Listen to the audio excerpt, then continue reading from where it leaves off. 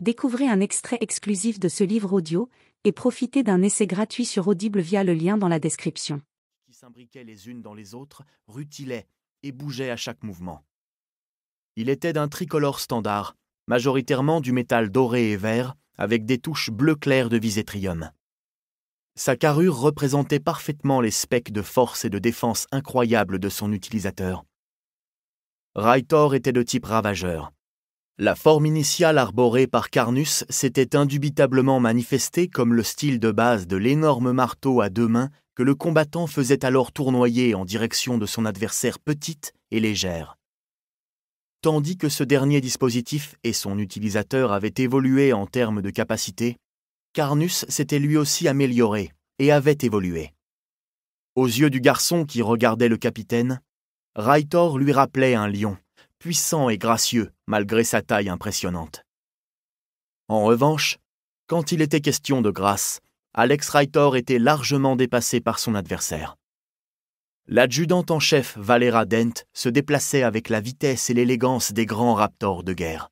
Les externes de Kestrel, suspendus au-dessus de ses deux épaules, en parachevaient l'illusion.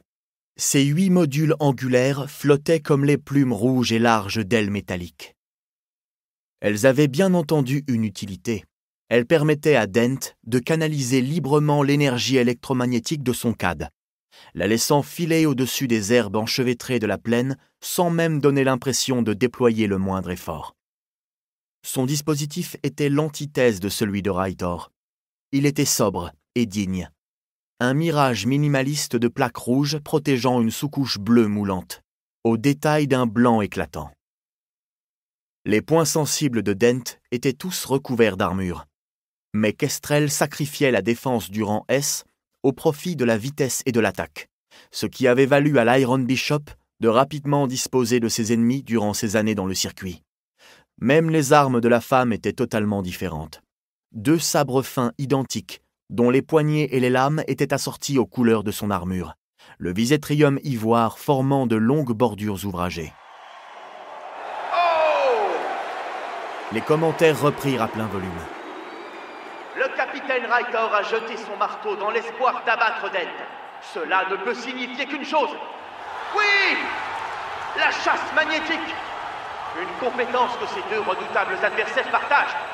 Comme vous pouvez le voir, mesdames et messieurs, Carnus pourchassera le Bishop sur tout le terrain jusqu'à l'avoir abattu, ou que Raitor le rappelle. La chasse magnétique est une compétence de haut niveau, et elle ne peut être employée que sur une courte durée par un combattant lambda. Mais le capitaine n'a rien de lambda. Non! Va-t'en! Cours! Le garçon ne s'entendit même pas crier.